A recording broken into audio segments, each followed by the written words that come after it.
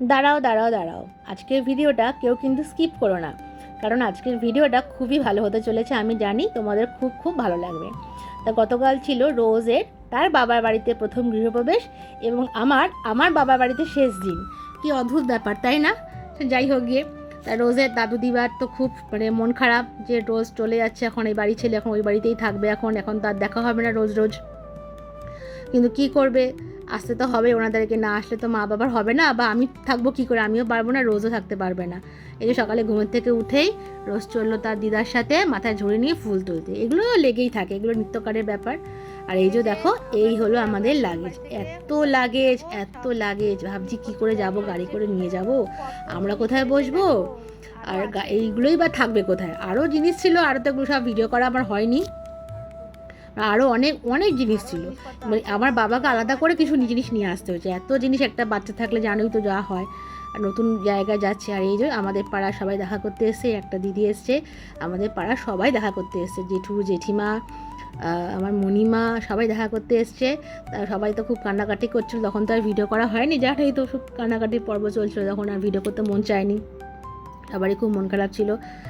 আসলে আমাদের পাড়াটা খুব ভালো, জানো তো। আর এই যে রোস্তার বাড়িতে চলে এসছে, এই যে বড় ঠাম্মির সাথে কথা হচ্ছে, এই যে দাদা তার কোলে নিচ্ছে, আর পিপি শাক বাজিয়ে তার ওয়েলকাম করছে। তার পিপি তো কবে থেকে এক্সাইটেড যে ভাইজি আসবে, রোজ আসবে। ওর পিসি তো আবার ইভু ডাকে, আমার ইরু রানী বা ইভু রানী ডাকে ঠাকুমা, পিপিও ডাকে এরকম করে। তা আমাকে বলছিল বৌমনি কী কী করতে হবে আমাকে একটু বলো। তা আমি বললাম যে এরকম ধান দেবো দিয়ে আশীর্বাদ করতে হয়। তা সেরকম মতো তো দেখছি পিপি আর বড়ো ঠাকুমা সব ব্যবস্থা করে রেখে দিয়েছে। বড়ো ঠাকুমা তো বয়স হয়ে গেছে, পারে না, ওর অতটা হাত কাঁপছিল। আমি ঠাকুমাকে বলছিলাম যে ঠাকুমা এরম করে দাও, তুমি তো পারছো না, না পারলে বলো সাথী করে দেবে। তা বলো না না, আমি সব পারবো করতে আমার ইরাবতীর জন্যে। ঠাকুমা আবার ইরাবতী ডাকে ওকে।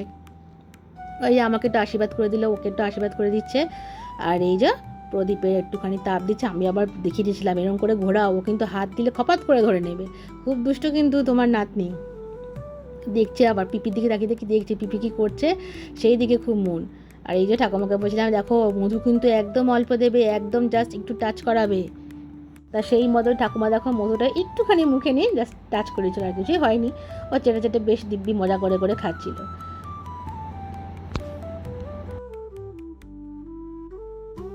তারপর এই যে ঠাকুমাকে জিজ্ঞেস করছিল ভালো লাগছিল তো, তো বলছে হ্যাঁ খুব ভালো লাগছে। আর এই যে ওয়েলকাম ইভানশিকা, এটার পিপি করেছে, এত সুন্দর করেছে, তার জন্য পিপিকে থ্যাঙ্কস রোজের তরফ থেকে। একদম পুরো পারফেক্ট হয়েছে, এত পারফেক্ট হবে আমি তো নিজেও ভাবতে পারিনি, খুব আমি জানতামই না, আমাকে বলেইনি কিছু। ওই যে সারপ্রাইজ আছে একটা, আসো তোমরা তখন জানতে পারবেন।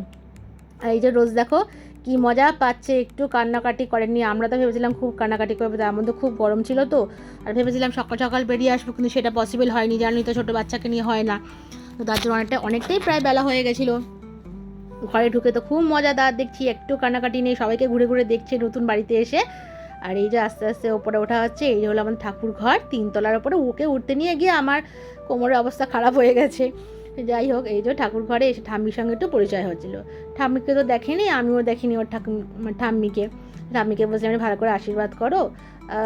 ঠাম্মির আশীর্বাদ করা হচ্ছিলো, ঠাম্মির সঙ্গে পরিচয় করানো হচ্ছিলো। বলছিলাম দেখো না তোমার ঠাম্মি ঠাকুমাকে রোজ নমস্কার করে কিন্তু সব জায়গায় যাবে, সব কাজ করবে। তো মন দিয়ে খুব শুনছিল, জানি না কী করবে।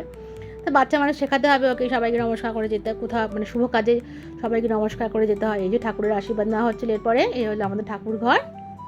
এরপরে তোমাদের একবার পালে রুম ট্যুর দেবো আমাদের, হ্যাঁ রুম ট্যুর না সরি হোম ট্যুর দেবো একবার, যখন যদি কোনোদিন পসিবল হয় দেবো। আর এই যে তারপরে ওকে নিয়ে গেছিলাম আমাদের পাশের বাড়িতে একটা ঠাকুর মন্দির, মানে ওই জেঠিমারা এত ভালো ওই বাড়িতে, ওরা তো সঙ্গে সঙ্গে রোজকে কোলে নিয়েছিল, ঠাকুরের একটু আশীর্বাদ নেওয়া হচ্ছিলো। ঠাকুরের ঘর, এখানে আমাদের সমস্ত কিছু পুজো হয়, বিপত্তারিণী পুজো, বড় ঠাকুরের পুজো, সব ঠাকুর এখানে আছে, সব ঠাকুরের পুজো এখানে হয়। ঠাকুর বাড়ি বললেই মানে এই পাড়াতে ঠাকুর বাড়ির নাম করলে সবাই চেনে। এই যে সব ওকে একটু আশীর্বাদ করা হলো, আশীর্বাদ দেওয়া হলো একটুখানি, দিয়ে টিয়ে এত গরমে বেচারা একদম ঘেমে টেমে একাকার কীর্তি হয়ে গেছে। আর এই যে তারপরে বাড়ি নিয়ে চলে এসেছি, এই হলো রোজের ঘর। দেখতেই পাচ্ছি এই যে দাদাকে পরিচয় করাচ্ছে, দেখো এটা তোমার ঘর, তোমাকে এখানেই এখন থাকতে হবে। আস্তে আস্তে সব লাইট জ্বালিয়ে দিল দাদা ওর। আমি বলেছিলাম বাবা সব কিন্তু লাইট দেখে, কিন্তু আমার মেয়ে খুব লাইট আর ফ্যান দেখে, সেই মতো বাবা এখন লাইট ফ্যান সব জ্বালিয়ে ও বাবা ঘরে ঢুকে দেখি এত লাগেজ কোথায়, দেখো লাইন মানে লেগে গেছে। ঘরটাও ছোটো মনে হচ্ছে, আমার ঘরটা ইভেন এমনিতে অনেক বড়, কিন্তু এত জিনিসের ঘরটা মনে হচ্ছে কী ছোট্ট। দেখো তাকে দেখছি যে কোথায় এলাম আমি। গল্প করছে, গল্প শুনছে, আর শুধু মুখে হাত, শুধু মুখে হাত। আর এই যে দেখো পিপি কত কিছু, ঘরে একটা সারপ্রাইজ রেখেছে, এত পুতুল, কত জিনিস নিয়ে বেলুনস দিয়ে সাজিয়ে টাজিয়ে একেবারে বিশাল কাণ্ড করেছে ভাইজিকে ওয়েলকাম করার জন্য। তা আবারও বলছি থ্যাঙ্কস সাথী, এত সুন্দর ব্যবস্থা করার জন্যে। ওকে বাবা বললে আমি একটু বসিয়ে দিই, একটু বসতে পারে কিনা দেখো। তা কোল বালিশ দিল, ও তো একদম পুরো ইয়ে হয়ে গেল। তা ও তো বসতে এখন সেরকম করে পারে না, কিন্তু তাও বসবে, মানে উনি ইয়ে করে থাকবেন না, শুয়ে থাকবেন, ওনাকে বসতে দিতেই হবে। তাও যাই হোক, বালিশ টালিশ দিয়ে ইয়ে করা হলো। আমার সাথে মা এসেছিলো, মা না থাকলে কী করে হবে জানোই তো, এত কিছু গোছানো আমি তো পারবো না। হঠাৎ করে এখানে এসে অনেক দিন পরে এলাম, প্রায় 1 বছর পরে এসেছি। তো ওর জন্য একটা দেখো না বেড রোলের ব্যবস্থা করা হয়েছিল, ওখানটা তো পুরো ধার, ওখান দিয়ে যদি মেয়ে আমার পড়ে যায়, তার জন্য বাবাকে বলে একটা বেড রেল লাগানো হয়েছে। জানি না এটা কীরকম হবে, সে পরে তোমাদেরকে রিভিউ দেবো আমি। হ্যাঁ, তা আজকের মতো ভিডিও দেখতে থাকো, কেমন লাগলো, ভালো লাগলে অবশ্যই একটা লাইক কমেন্ট করে দিও। টাটা।